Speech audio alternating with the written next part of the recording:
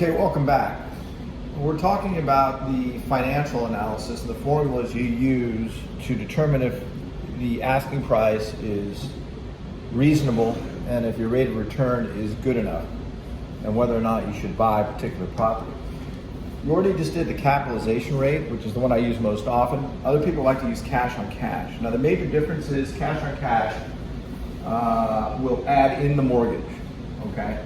Because instead of dividing into the purchase price, you're going to be dividing into your down payment to see what kind of rate of return you're going to get for the money you plunk down to buy this place. So again, rents are the same. Our duplex, you pay $450, you put $90,000 down.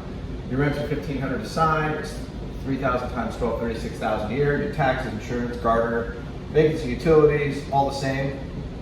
Mortgage, I ballparked it at $1,800 a month or $21,600. Which gets you expenses of $31,925. And then what you need to do is subtract the $31,925 from your rents of $36,000, get you a result of $4,075.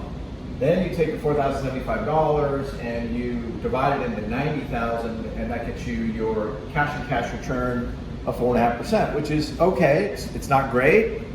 A lot better than the bank. Remember, you also still have appreciation happening most of the time on your property. You're fixing up your property.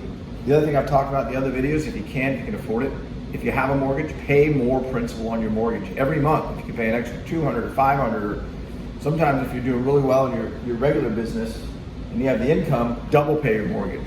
Pay it faster. So you've got appreciation happening, which is increasing your equity. You've got your improvements that are happening that are increasing your equity. You've got your double paying your mortgage or extra payments on your mortgage increasing your equity. All that's going to give you more profit when the time comes to sell or trade.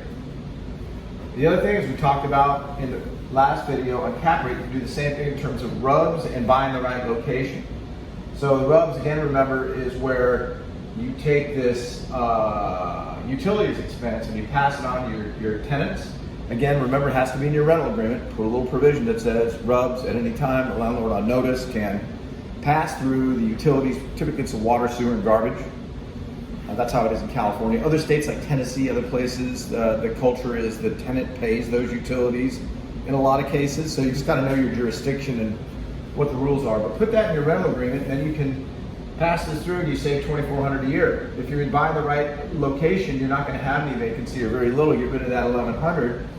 That's going to drop you down to expenses from $31,925. You've saved $3,500 on your passing through your utilities, and you're in a good location, so you have no vacancy. You lose those expenses. $28,425. I did the math here somewhere. Here it is. Here's the new and improved number. Your rent's at $36,000 minus $28,425. $75,75 divided by $90,000. Now you're up to an 8.4% cap.